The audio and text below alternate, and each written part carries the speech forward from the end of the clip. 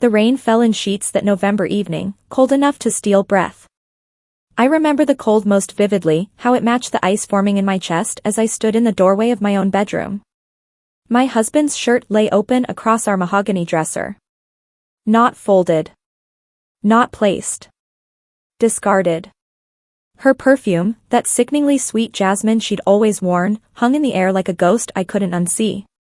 And there, in the bed we'd shared for 10 years, half hidden beneath our Egyptian cotton sheets, was my best friend. Candace. She was laughing. Actually laughing, that familiar trill that I'd heard at every birthday, every holiday, every midnight conversation when the world felt too heavy to carry alone. Her dark hair spilled across my pillow. Ryan's cologne mixed with hers. The sheets were tangled around their bodies like evidence at a crime scene. Angela. Ryan's voice came first, casual, as if I'd interrupted him checking the mail rather than destroying our entire world. He didn't scramble. Didn't reach for his clothes. Instead, he buttoned his shirt with deliberate slowness, each motion a middle finger held up to our marriage. You weren't supposed to be home yet. I couldn't speak. My throat had sealed itself shut, trapping every scream, every question, every broken prayer. Candace sat up, pulling the sheet to her chest in mock modesty. That smirk, God, that smirk, made me understand what violence felt like even though I'd never thrown a punch in my life. You've been so distant, Angie, she said, and the nickname we'd shared since college felt like a slap. He needed someone who actually listens. I reached for the nightstand, my fingers closing around the framed photograph there.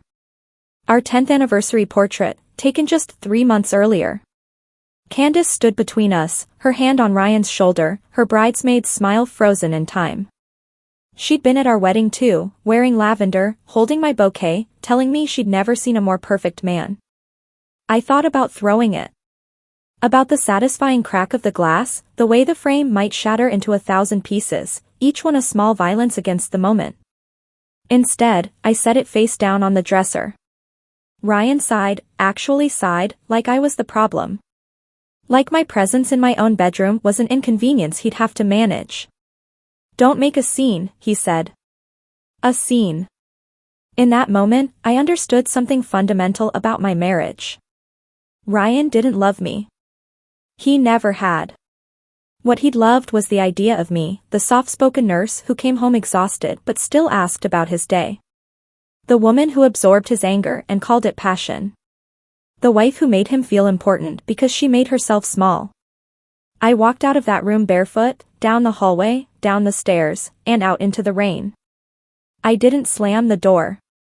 I didn't scream his name into the night. I simply left, and the silence that followed was louder than any rage could have been. That night, I learned that betrayal has a sound. It's not the shriek of someone wronged. It's the quiet click of a door closing on the life you thought you had. My name is Angela Carter, and until that night, I believed in happy endings. I met Ryan Mitchell at Barnes & Noble on a Tuesday in March, when I was 24 and believed that fate was real. I was working part-time in the cafe, saving money for nursing school, and he walked in around 4 in the afternoon. Tall, with dark eyes and the kind of smile that made you feel like you were the only person in the room. He bought a book, Hemingway's The Sun Also Rises, and then sat in the reading corner for 3 hours, not reading, but talking to me every time I had a break.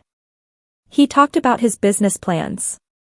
About the father who'd never approved of him. About dreams that felt too big for his hometown. By the time my shift ended, I felt like I'd known him forever. We dated for 4 years. He proposed under the oak tree my father planted the day I was born, on a June evening when the world was soft and golden. My mother cried. My father shook his hand. And Candace, beautiful, confident, always laughing Candace, hugged me so tight I could barely breathe. He's perfect for you, she whispered. You're going to be so happy. We married a year later. Small wedding, intimate, perfect. 200 people watched me promise to love him forever. Candace stood beside me in a lavender dress that matched her eyes, holding my bouquet, her smile as bright as mine. I didn't know she was already sleeping with my husband. Or perhaps she wasn't yet. Perhaps that came later, after my shifts got longer, after Ryan's business started struggling, after he began coming home smelling like success that wasn't his to claim. Perhaps it started with a look across a dinner table. A hand lingering a moment too long. The slow erosion of boundaries that neither of them seemed willing to defend. I saw the signs, but I trained myself not to look at them directly. Missing calls. Long nights working late. Text messages on his phone that he'd quickly hide. Excuses that sounded like lies, but that I wanted desperately to believe. "You're being paranoid," Ryan would say when I asked. "She's married to Mark," I'd tell myself. "She wouldn't do this." But I was wrong about both of those things. After that night, everything fractured into before and after. The next morning, Ryan sat at our kitchen counter drinking coffee from the mug I'd bought him, the one that said, "World's Best Husband," as if he hadn't just dismantled my entire existence. "It was just emotional confusion," he said calmly. "Nothing physical actually happened." I stared at him for a long moment, trying to understand how a person could lie so effortlessly. "I saw you," I said quietly. "I saw her. I saw the sheets." He shrugged. "You imagined it. You've been stressed. Working too much. Your mind is playing tricks on you. Gaslight. Gaslighting. Gaslighting." That's the word the therapist would later use when I finally found the courage to make that first appointment. When I sat in her office and recounted every denial, every reversal, every time he made me question my own perception of reality, she'd lean forward and say those words like they were a diagnosis I needed to understand. But in that moment, standing in my own kitchen, I felt something shift inside me. Not sadness. Not anger. Something colder and far more dangerous. Clarity. I moved my things into the guest room that day. Ryan didn't protest. "Probably for the best," he said. "Less awkward." He didn't seem to realize that awkward didn't apply when you'd already destroyed everything worth protecting. That evening, I called St. Mary's Hospital where I'd worked as a nurse for 6 years. I requested every overtime shift available. "I need the money," I told my supervisor, Maria, who'd known me long enough to hear the truth beneath the lie. Her dark eyes searched mine, but she didn't ask questions. She just started scheduling me for doubles. While Ryan slept, I began my education in a different kind of nursing. I learned to observe without reacting. To document details without emotion. To gather truth the way you'd gather evidence at a crime scene, methodically, carefully, never touching anything without protection. I started a private journal, kept it hidden in a box beneath the floorboards of my office closet. Dates. Times. Where he went. Who he went with. The receipts from his wallet when he left them in the laundry. The credit card statements I pulled from our shared account. The patterns of his lies. Revenge, I was learning, required patience. 3 weeks after finding them in my bed, I sat across from Dr. Patricia Summers in her office at St. Mary's. Patricia was the hospital's occupational health physician, a woman I'd worked alongside for 4 years, someone I trusted. "He hit you?" she asked, her voice carefully neutral. But I could see the anger beneath her professional calm. I nodded. The bruise on my cheek had faded to yellow-green by then, easy to cover with makeup. But the memory was sharper than any mark on my skin. It had happened on a Tuesday night. Ryan came home drunk, reeking of Candace's perfume and cheap whiskey. He accused me of checking his phone, of spying on him, of making his life impossible with my jealousy and paranoia. When I denied it, when I simply stood there and said nothing at all, actually, because there was nothing left to say, he'd backhanded me across the face so hard I tasted blood. "Look what you made me do," he'd said, staring at his hand like it belonged to someone else. Then he'd walked away, and I'd stood in the kitchen for an hour, touching my cheek, wondering if this was what the beginning of the end felt like. "I want to document it," I told Patricia. "For legal reasons. In case I need it." She was quiet for a long moment. Then she nodded and began her examination with professional gentleness, noting every bruise, every mark, photographing everything with clinical precision. When she finished, she printed out a detailed medical report, a formal record of intimate partner violence that would, months later, be presented to a judge. "Do you want me to call the police?" she asked gently. I shook my head. The police would arrest him, and he'd be released within hours, probably angrier than before. I had something better in mind.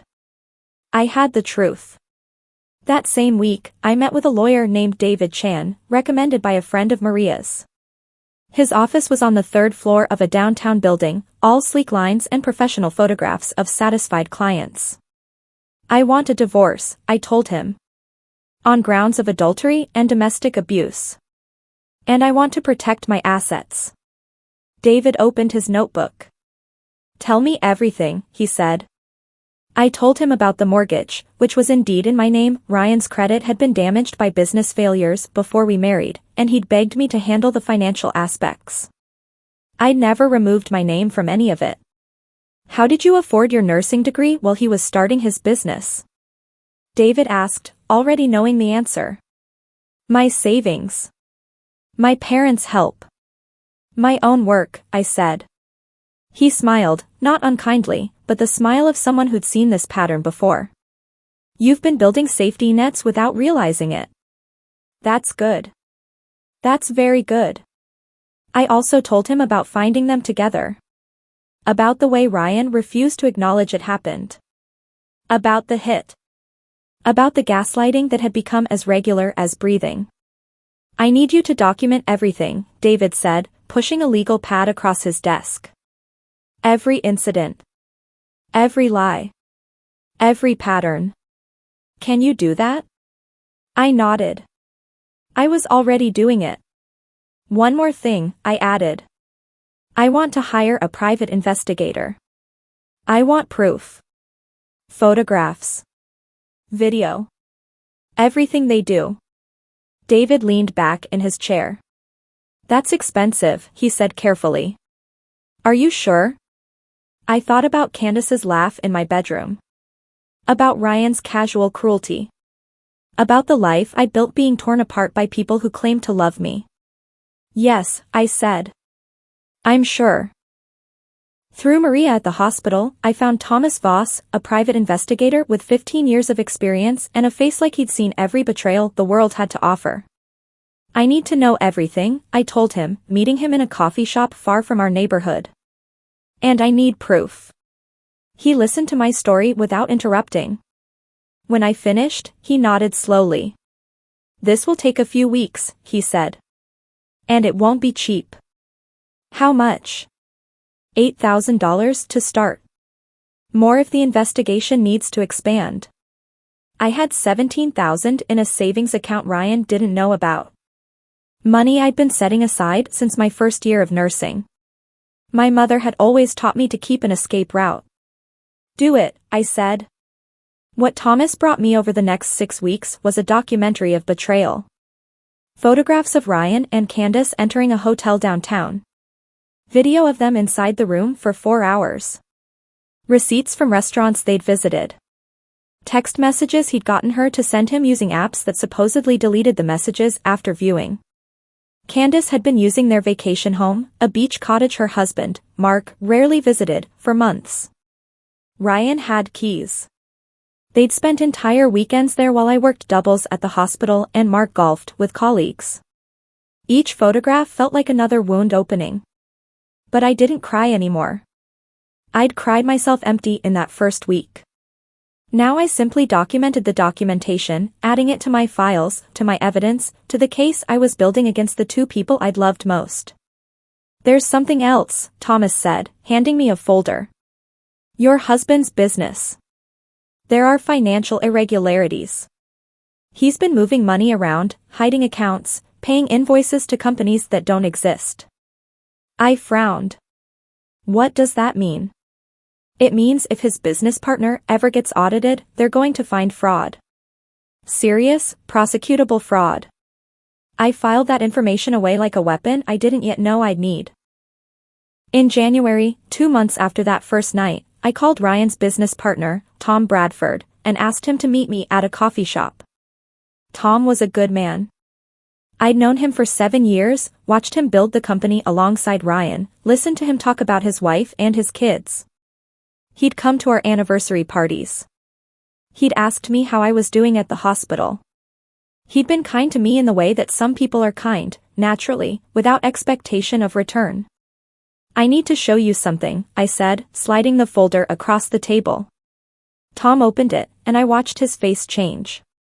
Watched understanding arrive, followed quickly by anger. Jesus Christ, Angela, he whispered. How long has this been going on? Since at least September. Probably longer. He closed the folder carefully, as if the photographs inside were evidence at a real crime scene. Why are you showing me this? Because I'm filing for divorce. Because I have documentation of his fraud from your accounts. And because I think you need to know who you're in business with. Tom was silent for a long time.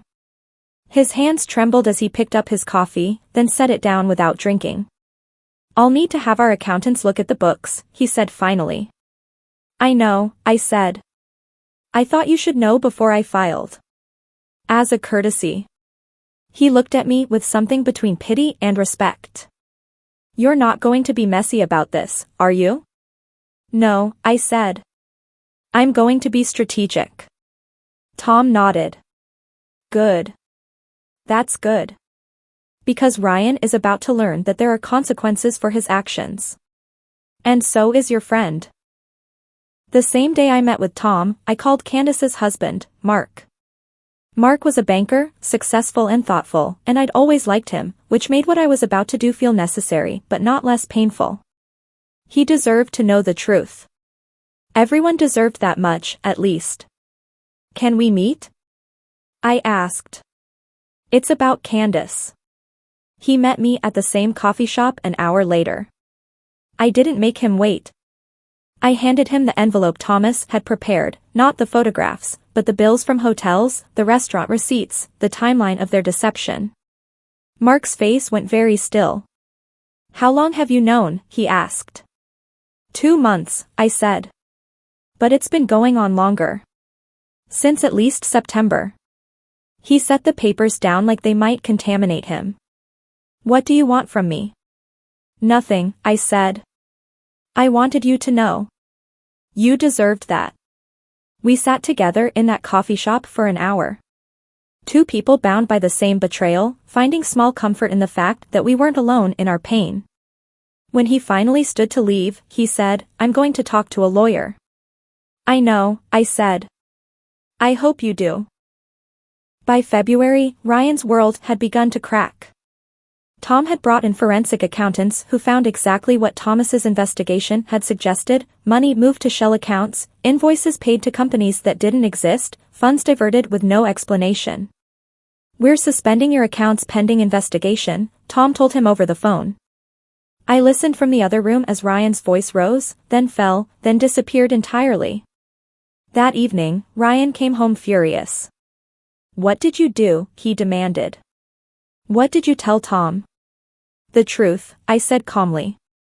I showed him proof of your fraud. He went very pale. You bitch, he said quietly. You fucking. Don't, I interrupted. Not if you want to keep your teeth. Candace's life imploded faster. Mark had hired a lawyer immediately. Within days, their house was on the market. Within a week, her company, a boutique marketing firm she'd built over 8 years, began to unravel. Clients who'd discovered the affair through a company email she'd sent from Ryan's account started requesting new account managers. Her reputation, carefully curated over a decade, crumbled in days. In mid-February, she posted a photograph to Instagram, her and Ryan at their favorite restaurant, the one we'd gone to for every anniversary. The caption read, "Real love doesn't need permission." I forwarded the photograph to Mark. By that evening, the post had been shared by angry clients of her firm. By the next morning, her company had received complaints. By the end of the week, her largest client had terminated their contract. She called me, crying. Angela, please. You have to understand. I hung up. My lawyer, David Chen, had prepared our case meticulously. When the court date arrived on a Wednesday in April, I walked into the courthouse carrying a folder containing every photograph, every receipt, every medical report, every documented lie. Ryan's lawyer looked exhausted before we even began. The judge, a woman named Patricia Holbrook who'd been on the bench for 20 years and had clearly seen every version of human betrayal, listened to David present our case with the efficiency of someone presenting facts rather than drama. Your Honor, David said, my client was a faithful spouse who discovered her husband engaged in repeated infidelity with her closest friend. She has documentation of the affair spanning 6 months. She has medical documentation of physical abuse. And she has evidence that assets were hidden and misappropriated. Ryan's lawyer tried to argue that the abuse wasn't that severe, that the affair was complicated, that the financial issues were merely accounting oversights. Judge Holbrook interrupted him. I've read the evidence, she said. And I've seen the medical reports. This case is not complicated. When she rendered her judgment, it was swift and comprehensive. I received the house. I received the vehicles. I received half of his assets, which, after the fraud investigation, turned out to be significantly less than anticipated. I received sole custody of the joint bank account. I received a restraining order preventing him from coming within 500 yards of my property. And he received nothing but the understanding that his cruelty had finally caught up with him. By May, Ryan's company had filed for bankruptcy. Tom had launched a formal investigation into the fraud, which eventually led to criminal charges. The case moved slowly through the justice system, but the writing was on the wall. Ryan would spend the next several years dealing with lawsuits, prosecution, and the slow, grinding consequences of his actions. Candace's marriage ended. Her company folded. Her professional reputation was destroyed, not by me, but by her own choices, exposed to the light. I didn't celebrate. Revenge, I'd learned, wasn't the emotional catharsis I thought it would be. It was simply the natural consequence of truth finally arriving. In June, I received a voicemail from Candace. Her voice was broken, unraveled. Angela, I'm sorry. I'm so sorry. He's left me. He just left. I have nowhere to go. Can we please talk? I listened once, then deleted it. Forgiveness wasn't mine to give her. That was something she would have to find within herself, if she ever could. I redecorated the house in July. I painted over the beige walls Ryan had chosen, walls that had felt like his imprint on my home, with soft blues and greens and creams. I hung new photographs, landscapes I wanted to visit, moments of beauty captured by photographers who understood that the world was larger than any single heartbreak. I took the wedding photograph off the wall, the one with the 3 of us, with Candace smiling between Ryan and me, and I donated it to a charity shop without looking at it again. For the first time in years, silence felt like freedom. I returned to the hospital part-time, trading my double shifts for a more sustainable schedule. Maria welcomed me back with knowing eyes. We didn't talk about it. We didn't need to. She simply understood that I'd survived something, and that survival was enough. In August, Tom called me. The bankruptcy is finalized, he said. Your house and vehicles are secure. The judgment is enforceable. Thank you, I said. For everything you did. I didn't do anything, Tom said. You did this. You were smart. You were careful. You documented everything. I've never seen anyone handle a situation like this with so much clarity. After we hung up, I realized he was right. I hadn't screamed. I hadn't fought. I hadn't begged anyone to believe me or validate my pain. Instead, I'd simply gathered the truth, all of it, every piece, and I'd let truth do what truth does. It set me free.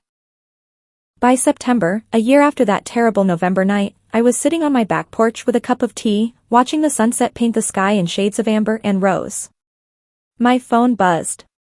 A news alert, local businessman charged with fraud in multi-million-dollar embezzlement scheme.